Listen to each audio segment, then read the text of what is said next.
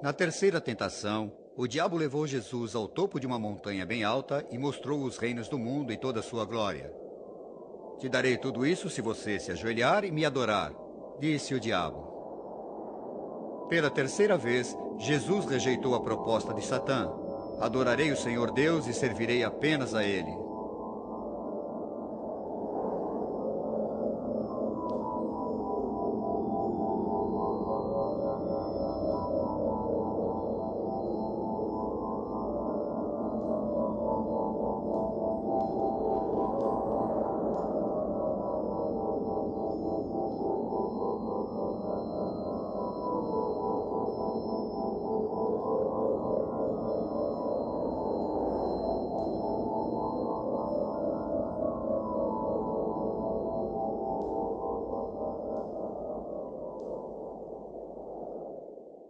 As tentações vivenciadas por Jesus não eram aquelas que esperaríamos ter que vivenciar, pois a intenção era que ele fosse tentado a criar o reino de Deus aqui na terra, utilizando métodos errados.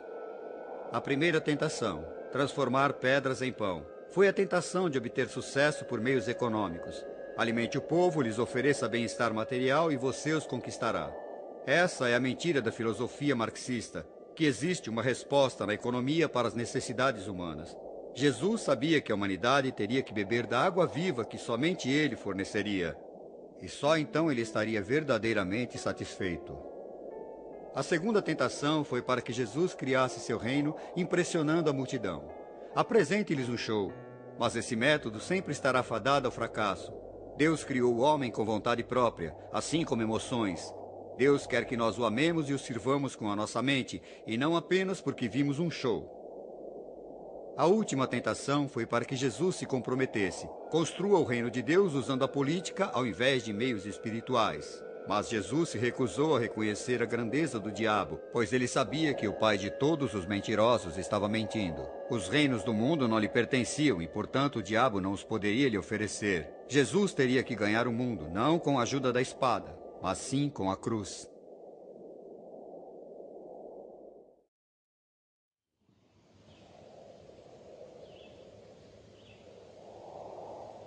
Quando Jesus foi batizado, ele ouviu a voz de Deus. Quando ele foi tentado no deserto, ele ouviu a voz do diabo. Ele realmente viu Deus? Ele realmente viu o diabo? Ao refletir sobre isso, me parece que quando ouvimos o diabo falando conosco, estamos, na verdade, ouvindo a nós mesmos. Quando ouvimos Deus falando conosco, estamos ouvindo dentro de nós. No seu batizado e também nas suas tentações, Jesus não estava sendo apenas batizado e tentado para seu próprio bem, mas para o nosso. Um dos escritores do Novo Testamento, do livro dos Hebreus, entendeu isso. Ele disse: nós não temos um sacerdote superior incapaz de nos ajudar. Temos um sacerdote superior que foi para o paraíso, e pelo fato dele ter sido tentado assim como nós somos, ele é capaz de nos ajudar nos nossos momentos de tentação. Pois apesar de ele não ter pecado, foi tentado em todos os aspectos, assim como nós somos, e dessa forma pode nos ajudar em nossos momentos de tentação. Eu acho que é importante lembrar que foi imediatamente após a sua maior prova de devoção a Deus, o seu batismo, que teve a sua mais forte tentação. A tentação vem nos momentos em que fisicamente estamos fracos, e espiritualmente, talvez, muito devotos. O diabo somente deixou Jesus por um momento. As tentações continuariam pelo resto da sua vida. E todo cristão sabe que as tentações sempre continuam. Mas foi bem aqui do Rio Jordão, onde Jesus deu início aos 3 anos de ministério. Foi exatamente daqui, do Jordão, que ele com persistência pôs na cabeça a ideia de ir a Jerusalém e até a cruz.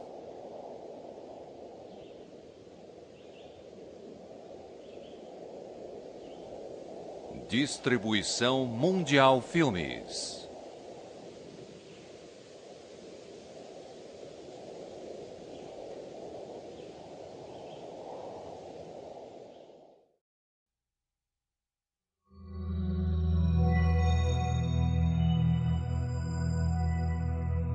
Descobrindo Jesus, volume 2. Episódio 4. Os discípulos de Jesus.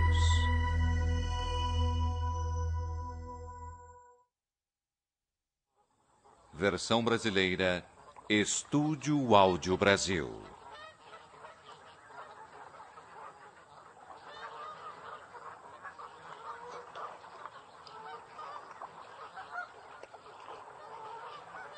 Durante anos, o Mar da Galileia foi fonte de renda certa e constante para aqueles que moravam às suas margens. Todas as noites, durante séculos, pescadores preparavam seus barcos para passar a noite pescando no lago.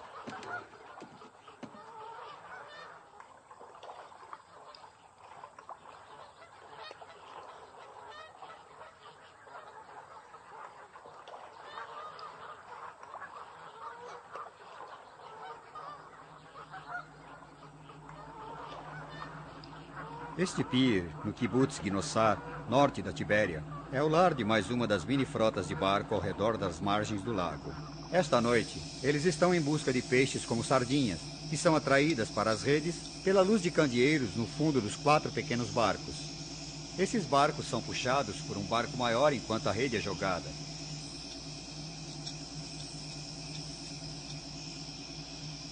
Com as inovações de hoje, luzes modernas e radares tornam o trabalho muito mais fácil. Porém, os pescadores mudaram um pouco desde a época de Jesus. Eram do tipo durões, vivendo perto de seus jardins e perto da natureza. Eram pacientes, fortes e perseverantes. Quando Jesus começou a formar um pequeno grupo de discípulos no início da sua campanha, ele primeiramente veio até aqui, para a costa da Galileia.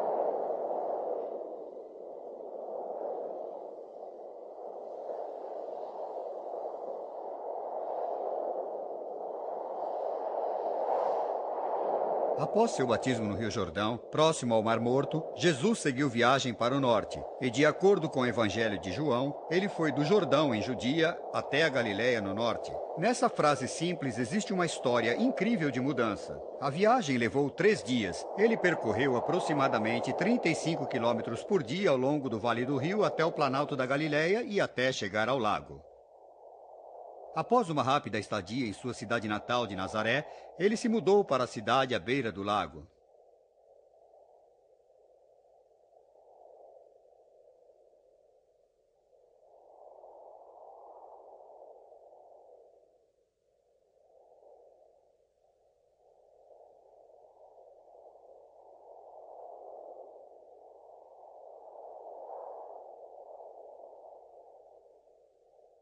O Mar da Galileia tem a forma de uma pera, 20 quilômetros de comprimento e cerca de 12 quilômetros de largura. A cidade de Tibéria, que tem sido um balneário há milhares de anos, tinha população acima de 40.000 habitantes e 230 barcos nos tempos de Jesus. Os peixes de Tibéria eram salgados e vendidos para a Itália e Grécia. Até hoje, a pesca continua sendo uma das maiores atividades desta cidade antiga.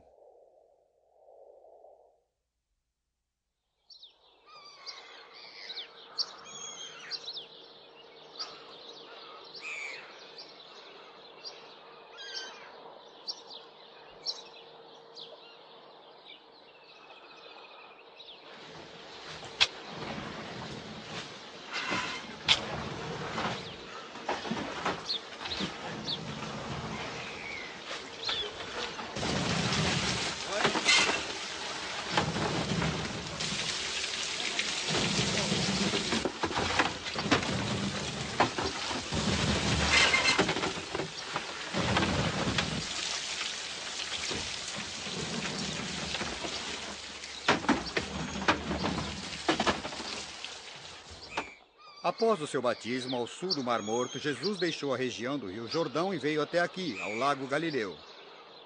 E ali ele chamou seus primeiros discípulos, e um grupo de 12 deles foi a sua maior companhia pelos 3 anos seguintes. E depois de sua condenação e ressurreição, eles levaram a mensagem pelo mundo. Que grupo memorável de homens eles eram! Primeiro de todos tinha André. Ele foi um discípulo original e durante toda a sua vida, André sempre foi uma pessoa obediente. Acredito que ele tenha sido uma pessoa doce. Pois quando olho para a vida de André, o vejo sempre apresentando alguém a Jesus. Primeiro ele ouviu João Batista dizer: Cordeiro de Deus que tira os pecados do mundo. Depois ele chamou seu irmão Pedro e disse: Encontramos o Messias. E levou seu irmão a Jesus. Em seguida ele encontra uns gregos e os apresenta a Jesus. E há também a história do garoto com o pão e o peixe, vocês se lembram? E ele apresenta o garoto a Jesus. Ele sempre foi obediente. E foi André que passou o resto de toda a sua vida na Macedônia, na parte norte da Síria, no Mar Negro, pregando a palavra de Jesus e, por fim, no norte da Grécia. Ele foi crucificado pela sua fé, em uma cruz em forma de X, conhecida para sempre como Cruz de Santo André. Utilizamos até hoje, é claro, na bandeira da Grã-Bretanha e da Austrália. Seu irmão Pedro, que se tornou o líder dos discípulos, foi um homem extraordinário. Forte, tempestuoso, argumentador, um homem que naturalmente se tornou um líder diante dos outros. Ele sempre foi colocado em primeiro lugar na lista dos 12 discípulos e acredito que isso se deu porque viram nele um homem de grande liderança. Após a ressurreição, ele pregou a palavra de Jesus por todo o mundo. Mas, diferentemente do apóstolo Paulo, ele não tinha ninguém com ele para documentar as viagens e os trechos percorridos e por isso sabemos muito pouco sobre ele. Com exceção de que, ao fim da sua vida, ele estava em Roma, para onde retornou, e onde foi processado e morto, crucificado de cabeça para baixo, pois ele não se considerava digno de ser punido da mesma maneira como seu mestre. 2 outros irmãos vieram da mesma região. Eles estavam em um desses barcos que puxam outros menores quando Jesus apareceu diante deles. Eles estavam costurando as redes e Jesus disse: Venham, sigam-me. E eles imediatamente largaram as redes de seu pai Zebedeu e seguiram Jesus. Eles eram argumentadores e pessoas do tipo tempestuosas. Na verdade, eles costumavam brigar com tanta frequência que ficaram conhecidos como filhos do trovão. Um deles, Tiago, foi decapitado pelo rei Herodes I. E o outro, João, ficou conhecido como discípulo do amor. Ele escreveu as cartas do Novo Testamento, o livro da Revelação, e foi morto, cozido em óleo, como um homem velho da ilha de Patmos. E seu corpo foi levado a Éfeso, onde foi enterrado. Esses foram os primeiros 4 discípulos escolhidos por Jesus.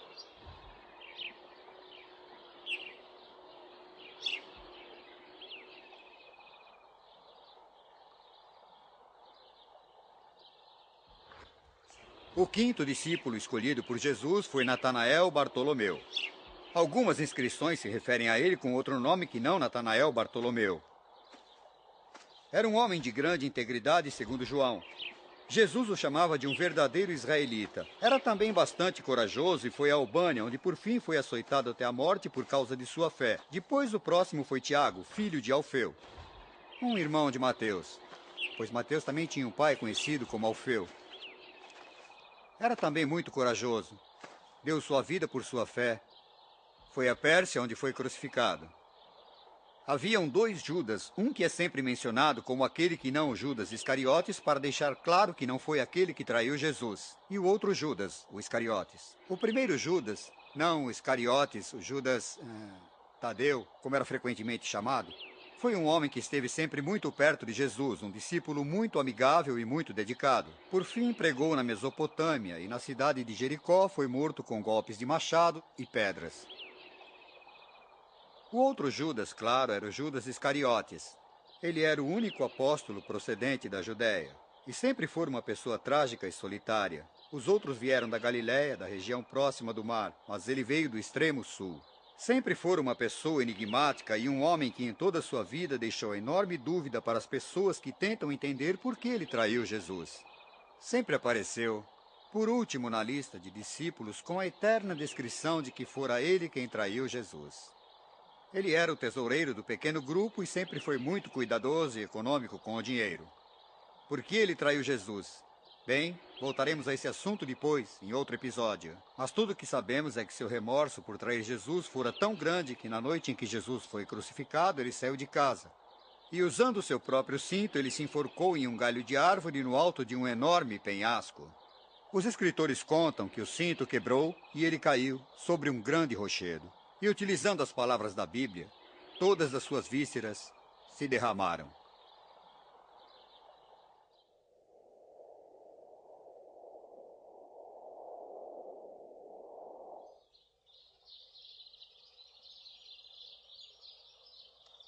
Mateus foi um daqueles discípulos que ninguém esperava que fosse se juntar ao grupo de discípulos.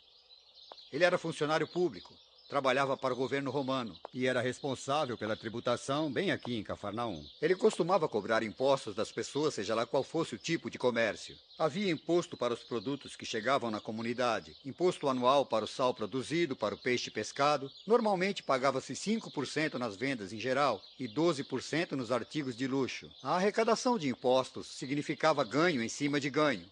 E quando olho a vida de Mateus, eu vejo que ele foi a pessoa mais incomum, mais improvável para ser um discípulo. Nenhum judeu gostava de um cobrador de impostos, e essas pessoas, é claro, em sua própria vida rejeitavam completamente o tipo de trabalho que pessoas como Mateus desempenhavam. Por exemplo, qualquer pessoa que tivesse que pagar impostos não receberia troco de um cobrador de impostos diante da postura que eles tinham. Nenhum dinheiro que viesse do cobrador de imposto poderia ser usado no ofertório da sinagoga. Ele era uma pessoa incomum e ainda assim Jesus foi até a sua tenda e simplesmente disse: "Siga-me." E Mateus se levantou e o seguiu. Ele deixou muito para trás, deixou seu trabalho, deixou seu comércio, sua renda. Sabemos que ele possuía uma casa e era um homem educado, e com riqueza considerável. E deixou tudo isso para seguir Jesus. Usou a sua educação para escrever e mais tarde escreveu um dos mais profundos textos da literatura chamado simplesmente o Evangelho segundo São Mateus. É sempre posto no início do Novo Testamento, entre o Novo e o Velho Testamento, pois ele mostra como Jesus foi a realização de todos os desejos dos testamentos. Pregou na Etiópia e foi em Pátia, onde foi morto, por causa de sua fé.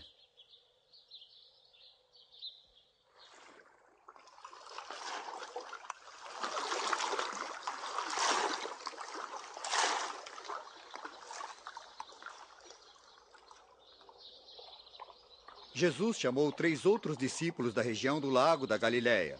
Ele chamou Filipe mais ao sul. No momento do seu batismo, Filipe testemunhou o batismo de Jesus e pouco tempo depois ele chamou Natanael também para ser seu discípulo. O interessante de Filipe é que ele estava sempre fazendo perguntas. Do outro lado do lago aqui, ele queria saber onde iriam conseguir o pão e o peixe para alimentar tantas pessoas. Ele perguntou a Jesus como ele saberia quem era o Pai e como Jesus falaria sobre a verdade da vida. Ele se tornou um belo pregador do Evangelho e foi à Pérsia e por fim foi crucificado por causa de sua fé em Herápolis. Um outro discípulo bastante interessante foi Simão Zelota. Onde Jesus conheceu Simão Zelota nós não sabemos, mas ele era um rapaz incrível. Ele, assim como tantos outros pescadores da região, estava sempre conversando sobre política e religião. Ele poderia discutir com o melhor de todos e juntou-se ao seleto grupo de zelotas, como eram conhecidos, e que haviam prometido que em qualquer ocasião, diante de um colaborador do governo romano, iriam apunhalá-lo pelas costas. Ele era um ativista político, um revolucionário. Jesus o chamou para ser parte do grupo de discípulos e eu só imagino como ele se saiu na primeira vez que conheceu Mateus. Um discípulo, irmão. E Mateus, vocês lembram, era um cobrador de impostos, colaborador do governo romano. Eu acho que foi a primeira vez em que pessoas que seguem a palavra de Jesus descobriram que, apesar das suas diferenças políticas, raciais, econômicas e de formação, existia uma fraternidade quando se tratava de reconhecer Jesus Cristo como Senhor. Bem, ele pregou pela África e Egito. E, finalmente, Simão Zelote foi crucificado em algum lugar no Egito. O último discípulo foi Tomé, claro. Tomé sempre foi conhecido como Tomé o Dídimo. Ele expressava mais dúvidas do que qualquer outro. Ele disse no momento da ressurreição que não tinha nem ouvido ou visto pessoalmente o Cristo ressurgido. E ele disse: a menos que eu possa ver as cicatrizes e marcas dos pregos e que eu possa colocar meus dedos nas chagas e minhas mãos nele, eu não acreditarei. E depois, é claro, Jesus apareceu para ele poucos dias depois. E Tomé resolveu: Não a maior das dúvidas, mas a maior das convicções. Meu Senhor, meu Deus, ele disse. Então ele foi ao chão e o adorou. Tomé duvidou. E para que nós não façamos o mesmo, ele duvidou que poderíamos acreditar. Pelo resto de sua vida, ele viajou até a Índia, onde pregou o Evangelho e morreu em Milapura, um subúrbio de Madrás, onde está enterrado hoje. É a grande igreja indiana. A igreja de São Tomé foi nomeada em sua homenagem. Depois do suicídio de Judas, mais um discípulo foi escolhido.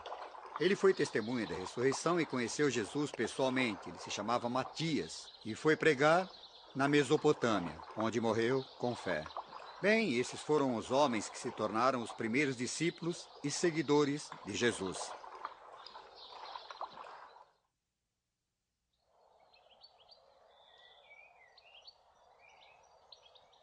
Se ele foi o Filho de Deus, você pergunta, por que discípulos? 2 motivos. Primeiro, ele queria que a sua mensagem se espalhasse pelo mundo. E qual outra maneira melhor do que ter um grupo de amigos que conhece seus ensinamentos e passe para outras gerações? Ele queria que sua palavra fosse espalhada mundo afora. E seus leais discípulos conseguiram fazer isso. Não há dúvida, eles foram eficientes. Até a data da morte de João, foi estimado que havia aproximadamente 1 milhão de cristãos espalhados pelo mundo romano. Jesus escolheu seus discípulos de 3 maneiras. Primeiramente, ele apenas chamou qualquer pessoa que quisesse juntar-se a ele. Siga-me, disse ele. Com frequência, ele chamou indivíduos, mas chamou também grupos de pessoas. Venham, sigam-me, venham a mim. Eram convites abertos a todos.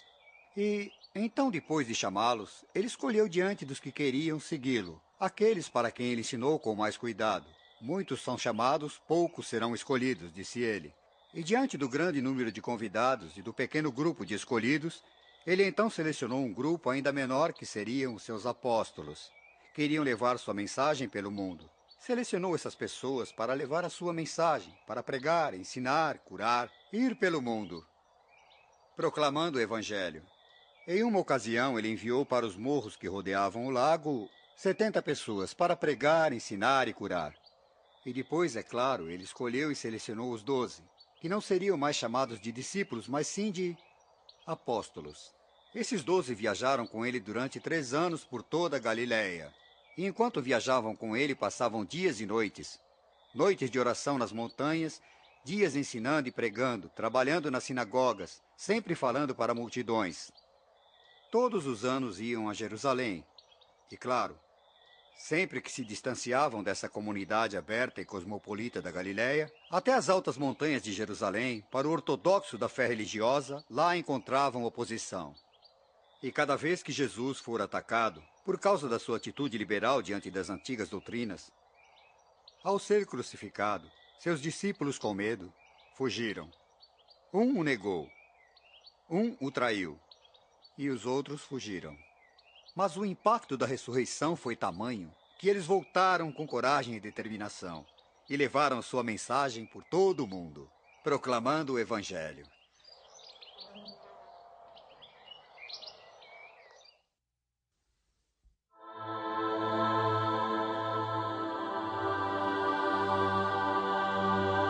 Descobrindo Jesus. Episódio 5. Os ensinamentos de Jesus.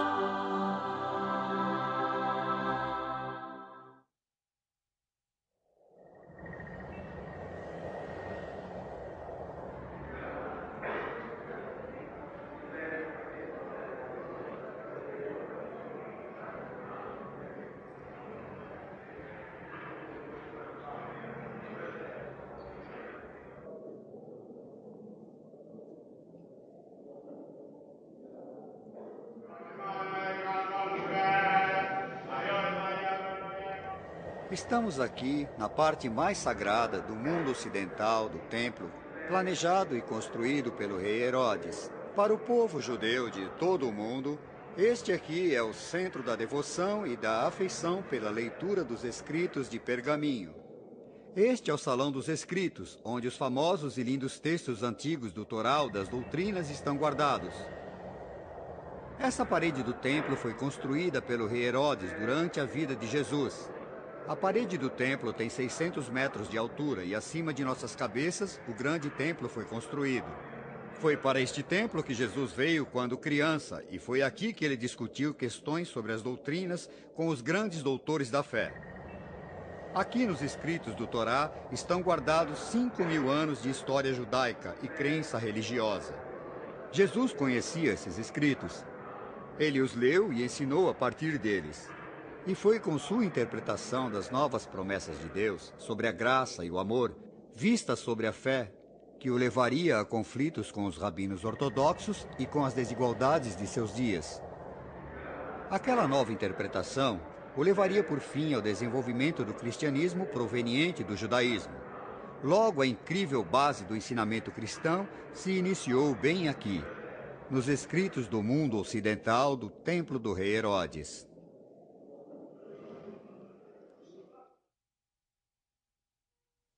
Entre a Tibéria e a antiga cidade de Cafarnaum, às margens noroeste do Mar da Galileia, fica o Monte das Beatitudes, local para o qual Jesus trouxe um novo sentido para a doutrina de Moisés e dos profetas.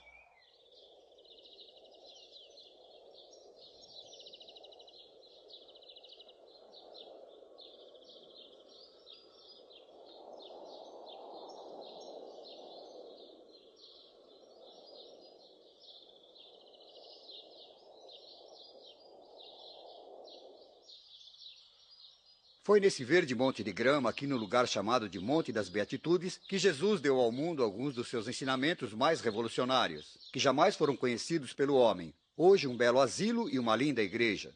Conhecida como a Igreja do Monte das Beatitudes, serve para nos lembrar a mais poderosa exposição já apresentada às pessoas, e foi chamada de o Sermão da Montanha. Houve um tempo quando Mahatma Gandhi foi questionado quando estava na Índia pelos seus seguidores. Qual era o segredo de sua tamanha força e poder? E tirando, debaixo da sua vestimenta, um pequeno livro ele o mostrou às pessoas e Mahatma Gandhi indicou que aquilo era uma cópia do Sermão da Montanha, das palavras de Jesus.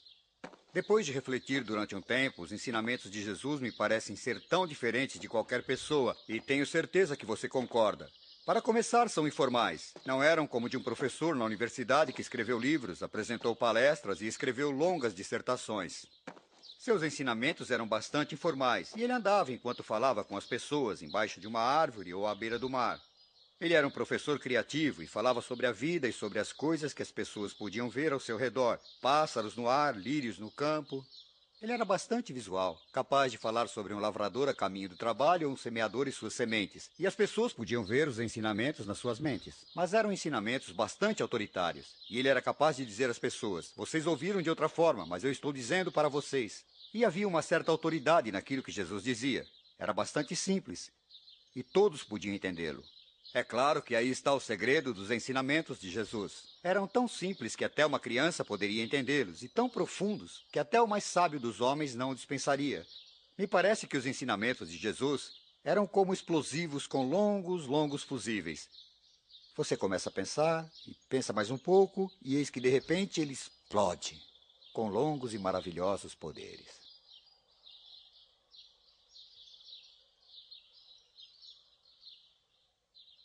Um dos aspectos dos ensinamentos de Jesus, que é bastante diferente do que temos hoje, é que eram bastante dirigidos.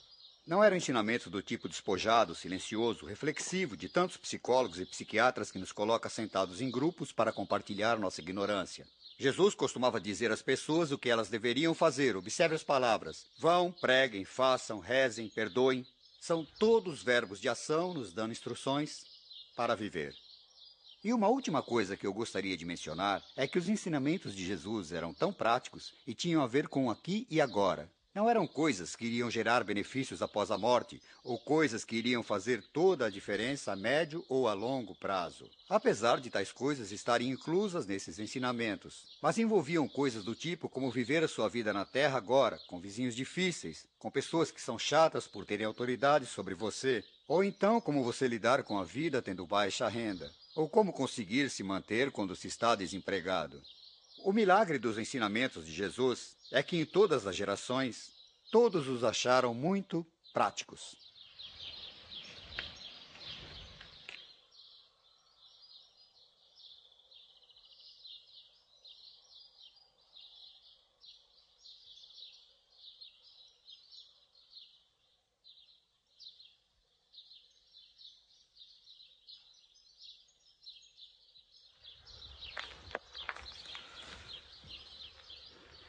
Ao longo da série temos mostrado uma nova visão dos ensinamentos de Jesus. Me parece que seus ensinamentos estão em 5 categorias. Primeiramente, os ensinamentos sobre Deus. E assim Jesus apresentou uma abordagem inteiramente nova. Em seguida, ele nos ensinou sobre nós mesmos e como nos relacionamos com outras pessoas, e como nós seguimos com as nossas próprias vidas. Depois, ele nos falou sobre o reino de Deus e o seu significado real. Em quarto lugar, nos falou sobre uma nova vida e como poderíamos tê-la com novas experiências. E, finalmente, nos contou sobre os pecados e a salvação. Vamos pensar no primeiro aspecto. O que ele poderia ter ensinado sobre Deus? Bem, é claro que pelo tempo as pessoas ficam sabendo da existência de Deus e falam de coisas diversas sobre ele, que o deixaram conhecido como juiz, criador, provedor, e aquele que viria nos ameaçar caso fôssemos maus, etc. Mas Jesus apresentou 3 novos aspectos à ideia da figura de Deus. Primeiramente, ele levou até as pessoas comuns o conceito de que Deus foi o Pai, um Pai amável. Era costume dizer no mundo antigo que existiam 99 nomes diferentes para Deus, mas Jesus nos trouxe o 100º novo nome. Ele chamou o Deus de Pai, e não apenas Pai. A exata palavra que ele usou do aramaico para o grego foi Abba, que representava a figura mais próxima e amigável da família. E por diversas vezes, Jesus nos contou sobre nosso Pai. E os cristãos desde então podem dizer: Pai nosso, que estais no céu. Em segundo lugar, ele nos falou que a natureza de Deus era de amor, que Deus olharia por nós. Ele cuidaria de nós com amor, mesmo sendo bons ou maus, Deus nos responderia e ele realmente nos amava. O terceiro aspecto falava que Deus é bom. Claro que quase todos sabiam que Deus é bom, mas ele enfatizava o fato que a bondade de Deus poderia ser encontrada em nossa vida e que também seria possível que nós fôssemos bons e que Deus queria que nós compartilhássemos a sua bondade. Consequentemente, se nos afastássemos de Deus, seria como um filho que estivesse longe de casa ou um carneiro perdido longe do rebanho. Aqui na Palestina, os carneiros desenvolvem uma relação muito próxima e pessoal com o pastor, diferente dos enormes rebanhos da Austrália. Então Deus disse que se nos afastássemos dele, seria como um carneiro que Deus havia perdido. Então Jesus nos ensinou sobre Deus, um pai amoroso, que cuidava de nós, mesmo quando longe dele.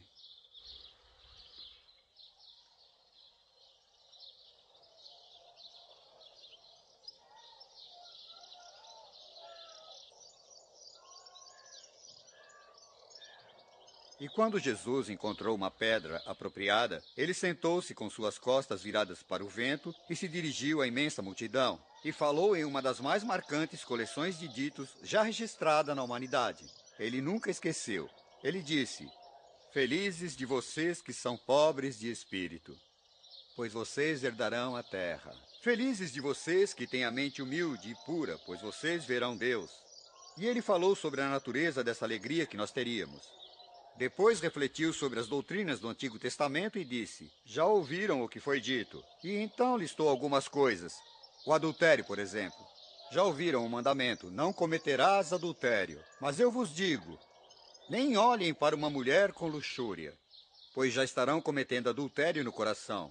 Falou ainda em como devemos controlar nossa raiva, e como a raiva deve ser propriamente expressada, sobre o adultério e também sobre o divórcio. Ele levantou a questão de viver alimentando o sentimento de vingança contra outras pessoas, e o que isso causa em nós, e levantou de forma positiva a questão de amar aquelas pessoas que usam você com malícia e cuidar do próximo. Depois, de maneira esplendorosa, ele ensinou as pessoas a rezar, dizendo: Pai nosso que estais no céu, bendito seja vosso nome. E após a reza, ele falou sobre o jejum e de como cumprir nossas obrigações em silêncio, para nós mesmos, em segredo, pois Deus sempre vê, entende e compreende o que estamos fazendo.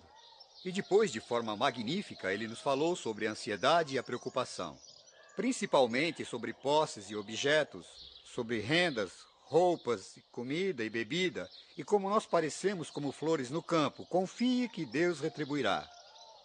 E ele finalmente concluiu dizendo que nós deveríamos construir nossa vida com cuidado, sobre bases sólidas. E posso visualizá-lo contando a história de 2 casas construídas lado a lado, uma construída sobre fundação de areia e a outra construída sobre pedras. E ele disse, quando o vento soprou e veio com a chuva e molhou tudo, Essa casa construída na areia desabou. Mas aquela sobre as pedras continuou de pé. Então, disse ele, as pessoas que seguem os meus ensinamentos são as que não apenas os conhecem, mas o concretizam. O terceiro tópico que Jesus ensinou foi sobre o reino de Deus. Em boa parte de seu ensinamento sobre tal tópico, ele usou muitas parábolas e fábulas para passar as grandes verdades espirituais.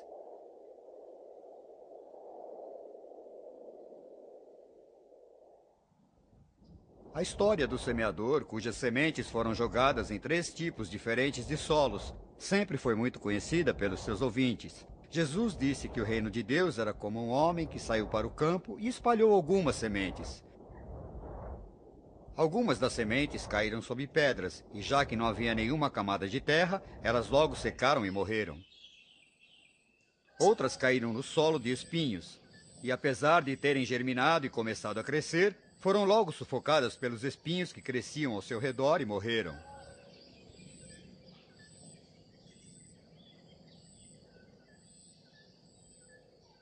O terceiro tipo de solo onde as sementes caíram era um bom solo.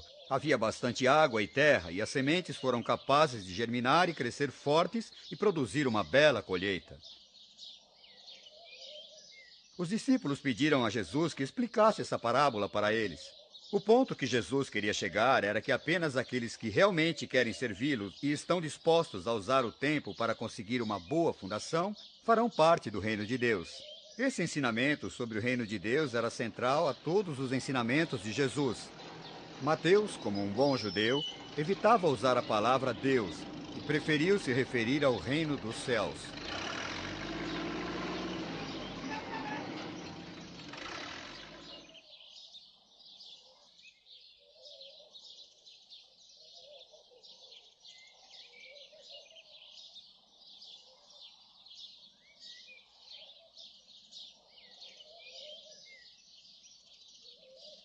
Jesus falou sobre o reino de Deus de diversas formas. Havia o reino como aquele referido no judaísmo com a esperada vinda do Messias. O problema era que as pessoas procuravam o reino em termos políticos, um reino de liberdade longe dos líderes romanos. Mas Jesus disse que o Messias nascia através da dor e o reino seria aquele que serviria para abrir os corações dos fiéis e não para ser conquistado por poderes políticos. Jesus ensinou então que haveria um futuro reino e que apesar de todos os fiéis fazerem parte do reino aqui e agora, haveria um tempo em que aqueles que não reconhecessem Deus poderiam ver o reino e toda a sua glória e seria julgado por ele. Parte dos ensinamentos de Jesus falava sobre a destruição de Jerusalém pelos romanos, enquanto que outros aspectos se referiam ao fim dos tempos, quando o mundo seria destruído.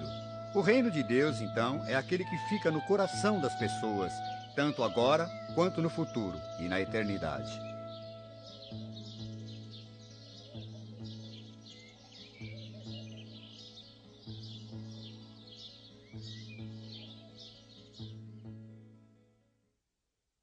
Jesus não fez todos os seus ensinamentos pela Galiléia e também nem sempre falou a grandes grupos de pessoas. Algumas vezes ensinou em lugares pequenos e distantes, para apenas 1 ou 2 pessoas. Algumas pessoas não queriam que os outros soubessem de seu interesse em ouvir os novos ensinamentos do homem de Nazaré, e por isso esperavam até ficar escuro. E se encontravam em ruas escuras e desertas, bem no coração da velha cidade de Jerusalém.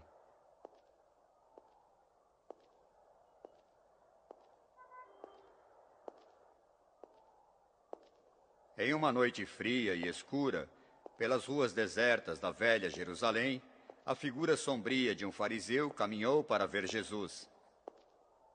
Seu nome era Nicodemos. E ele não concordava com os outros fariseus e as suas atitudes. Ele fez uma grande diferença na maneira como chegou até os ensinamentos de Jesus. Ele queria saber sobre essa nova vida da qual Jesus falava a respeito. Jesus disse, você deve nascer de novo. E Nicodemos respondeu, mas como um homem pode nascer novamente, entrando no ventre da mãe pela segunda vez? E Jesus disse, você precisa nascer com o Espírito de Deus. Em todo o mundo deve haver milhares ou milhões de cristãos que querem falar sobre nascer de novo. e descobrindo novas vidas de uma forma tão dramática que apenas por ter ouvido Jesus falar era como se tivesse nascido de novo. Essa nova vida era o quarto aspecto dos ensinamentos de Jesus.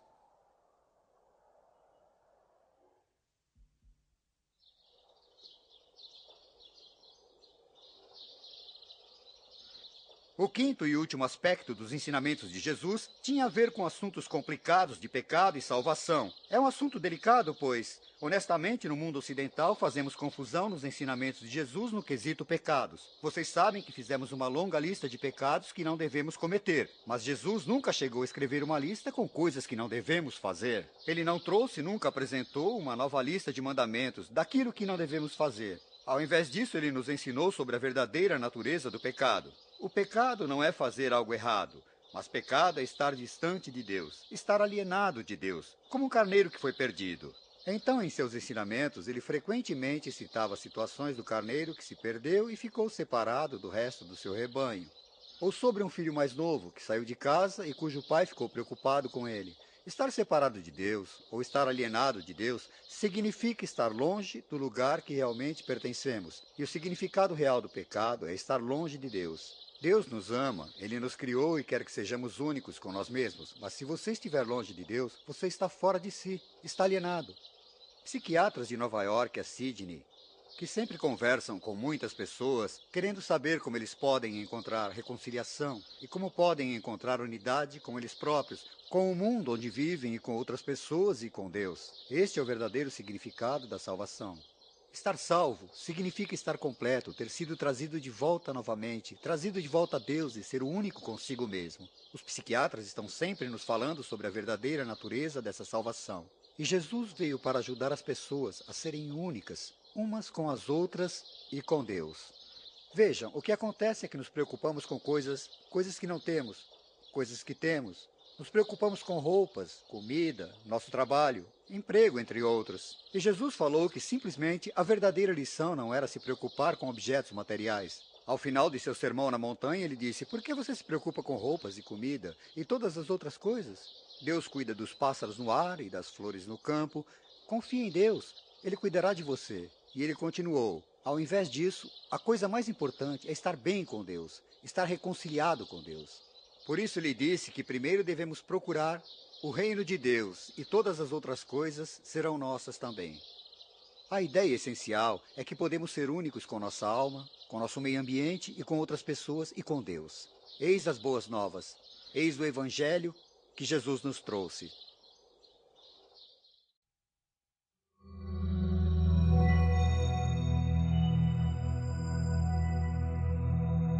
Descobrindo Jesus.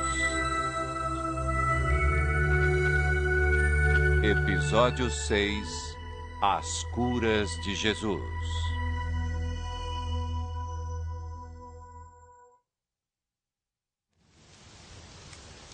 O mundo está obcecado com a saúde e com a cura.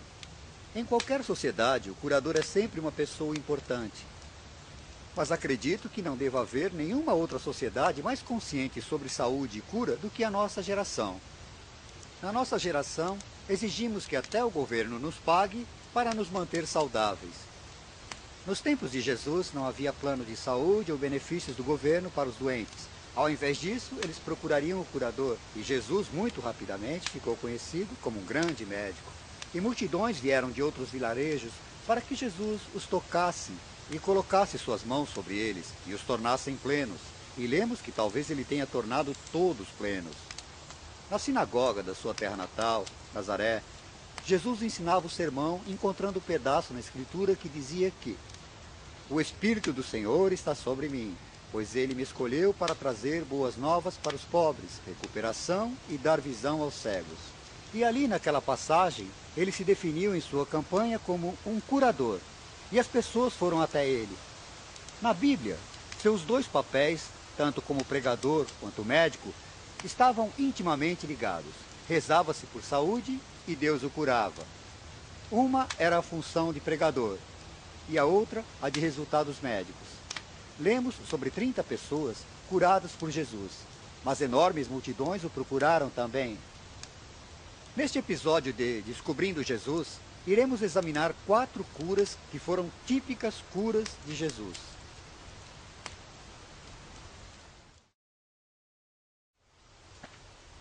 O problema da lepra é que te deixa sem o tato nas mãos, nos pés ou na sua face. Existem diversos tipos de nódulos que aparecem no corpo, e então você se machuca. Você machuca o seu pé, você se corta ou derrama água fervente, ou o fogo. Mas o que é pior são os ratos que se alimentam de sua carne e você não sente nada do que está acontecendo. Eu já vi ratos aqui com mais de 2 pés de comprimento. Bem, enquanto Jesus caminhava por essa estrada, entre a Galiléia e a Ciméria, 10 leprosos apareceram e disseram: Mestre, tenha piedade de nós. E Jesus os curou e disse: Vão mostrar-se para o padre, que era coisa normal a se fazer caso quisesse provar que se estava curado. E 9 foram embora. E um deles, de repente, se virou e voltou correndo. E caiu aos pés de Jesus e agradeceu pela cura. E Jesus disse: Onde estão os outros 9? E se virando para seus discípulos, disse: Por que será que esse homem, esse samaritano, veio dar graças a Deus, quando os outros 9 não vieram agradecer? E ao dizer isso, ele mostrou como nós devemos ser agradecidos a Deus pela cura e pela saúde que gozamos. A igreja cristã, desde então, tem usado a mensagem de Jesus a sério e tenta curar principalmente os leprosos. Em todo o mundo, os leprosos foram ajudados em campanhas de cuidados e cura. E tal doença foi praticamente erradicada na maior parte do mundo, com exceção de alguns países subdesenvolvidos e, infelizmente, entre os aborígenes australianos. Onde quer que a igreja fosse, eles tocavam os intocáveis. Eles cuidaram daqueles que ninguém mais queria cuidar. Eles ergueram aquelas pessoas que estavam sendo rotuladas pela sociedade como lixo e deram amor. Existe uma palavra interessante em uma passagem sobre Jesus. Ele eleva sua mão e os toca. Toca nos intocáveis. Mas os cristãos, desde então, fizeram isso pelos leprosos, como o padre Damião, que serviu Molokai, e se tornou uma inspiração entre os leprosos, contraindo a doença para que ele pudesse se relacionar com o mal. Nas curas de Jesus, veremos alguém que tocou os intocáveis, que cuidou daqueles que ninguém cuidava mais, e que tratou até mesmo os rejeitados da sociedade como pessoas dignas.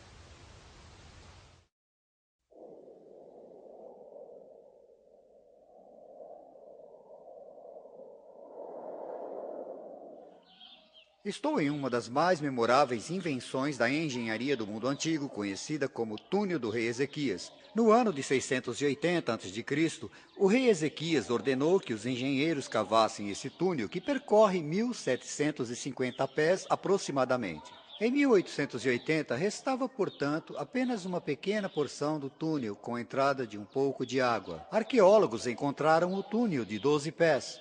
Através de uma rede de túneis subterrâneos em Jerusalém, água pura e cristalina corria pela cidade, garantindo que Jerusalém teria um fornecimento adequado de água caso estivessem sitiados durante um ataque assírio ou de qualquer outro povo. Os arqueólogos encontraram no túnel o ponto onde 2 partes da rede cavadas pelos engenheiros de extremos opostos e sem ajuda de instrumentos modernos se encontravam no mesmo exato nível, bem abaixo do coração de Jerusalém. A água daqui flui até o poço de Siloã, e é lá no poço de Siloã que falaremos do segundo milagre de cura feito por Jesus.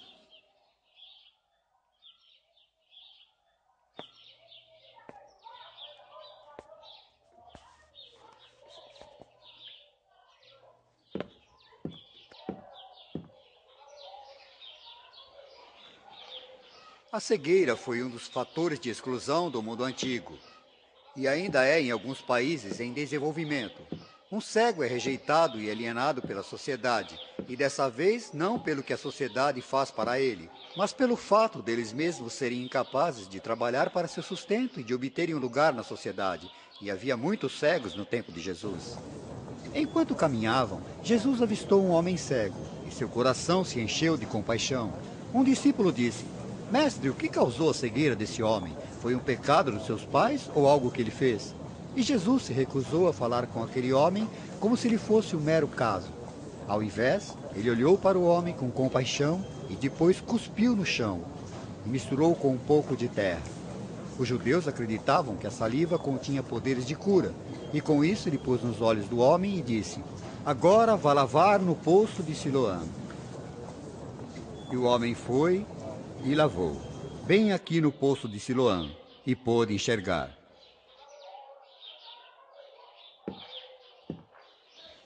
Mas esse não foi o final da história, pois quando o homem foi ao templo agradecer a Deus, os fariseus o pegaram e perguntaram: "Quem fez isso? Quem fez você enxergar?"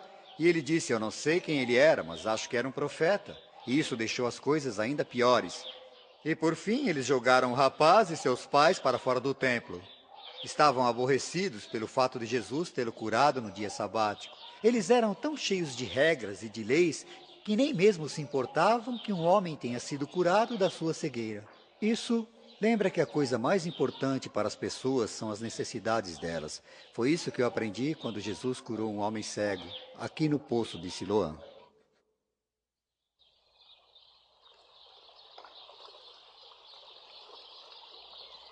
A próxima cura que vamos comentar aconteceu na margem leste do Mar da Galileia. Jesus e seus discípulos passaram a noite toda no mar, e tinha sido uma noite de tempestade, e estavam contentes em ver o amanhecer chegar com paz. Navegaram o barco até a margem, ansiavam por um descanso e a chance de preparar um peixe para o café da manhã. Ao se aproximarem da praia, os discípulos perceberam que o tão esperado café teria que esperar um pouco. Esta parte da costa, em especial, era cheia de grutas usadas para enterros. Era também o lar de um homem insano possuído pelo demônio e, logo, rejeitado pela sociedade. Foi esse homem que observou a chegada do barco com um olhar de medo e perplexidade.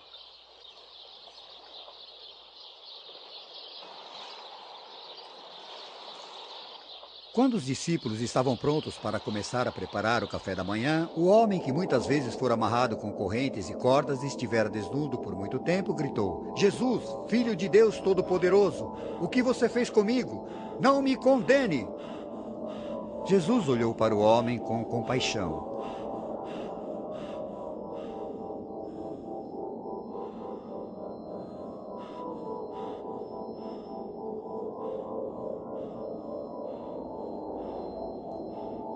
Com a postura de controle, ele ordenou que os demônios o deixassem em paz.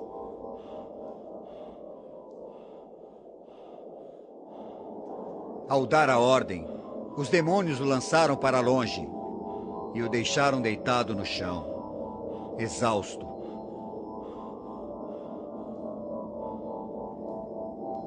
As pessoas do mundo antigo acreditam, assim como muitas nos dias de hoje, que todos os tipos de doenças mentais eram causadas por demônios. Para convencer o homem de que de fato o espírito ruim tinha deixado seu corpo, Jesus apontou para um grupo de porcos em um morro próximo. Jesus ordenou aos demônios que haviam possuído o homem que invadissem o corpo dos porcos de uma vez. Os porcos se assustaram e se aproximaram até a beirada do penhasco e se jogaram na água. O dono notou que seus porcos estavam desaparecendo e imploraram a Jesus que partisse daquela região. O homem estava tão agradecido que ele queria se tornar um discípulo e viajar no barco com os outros. Mas Jesus disse-lhe para voltar para casa e contar a todos o que Deus tinha feito por ele. Na cura desse homem, Jesus mostrou compaixão, uma descoberta sagaz na psicologia de seu paciente e a relutância de se beneficiar de alguma forma pela cura realizada. Nos dias de hoje, um tratamento de choque, o controle químico da mente e longas análises psíquicas. Ainda podemos aprender muito com as técnicas e teorias e, sobretudo, a compaixão de Jesus para com os doentes mentais.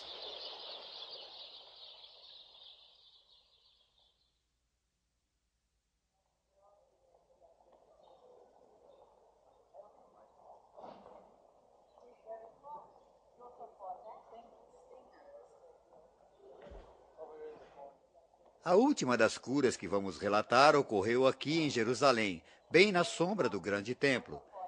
As escrituras contam que este lugar foi muito bonito. 5 grandes pátios e em torno deles ficavam os doentes, os paralíticos, os cegos, os leprosos e todas as pessoas com problemas querendo ser curadas. Havia um riacho subterrâneo que corria até aqui e desaguava em 5 poços. Parece que sempre que a água borbulhasse, o primeiro que entrasse na fonte seria curado, independente da doença que tivesse.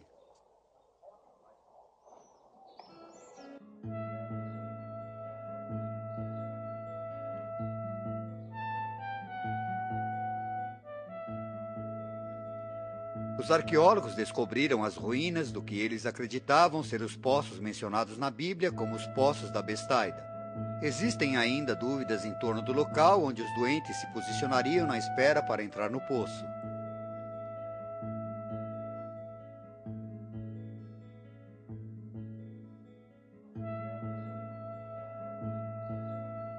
As ruínas dessa igreja do século XV indicam que parte dos cômodos foram usados para armazenar água, usada no templo para os rituais. Se esse for o caso, então essa parte mais profunda não deve ter sido onde Jesus curou os homens. Alguns acreditam que o local onde Jesus atendia os doentes deve então ter sido a parte adjacente do que foi escavada apenas parcialmente. E Jesus disse: "Você quer realmente ficar bom?" E o homem dizia: "Se quero.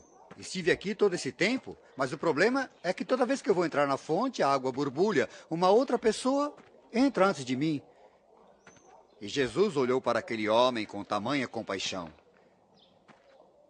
Ele disse: "Levante-se e ande." E ele o fez. E estava curado.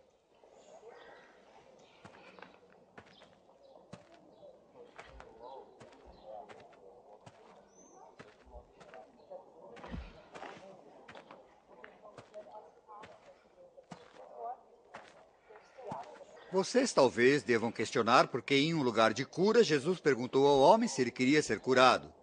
Mas vejam vocês, ele estava colocando a honra de volta ao homem, pois para ser curado implicaria em uma enorme mudança de estilo de vida. Durante 38 anos ele sentara aqui nesse local, pedindo esmolas a pessoas, ganhando a vida, enquanto esperava ser curado. Agora, depois de quase 4 décadas, ele teria que aprender a negociar, a arrumar um trabalho e adotar um estilo de vida completamente novo.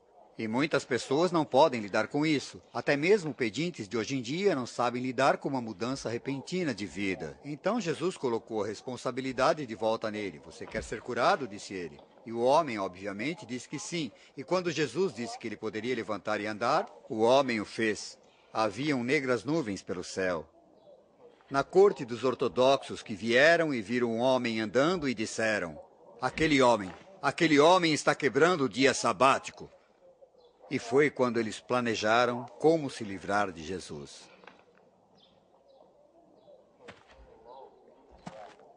Jesus respondeu às críticas e queixas com alguns dos argumentos mais memoráveis já ouvidos.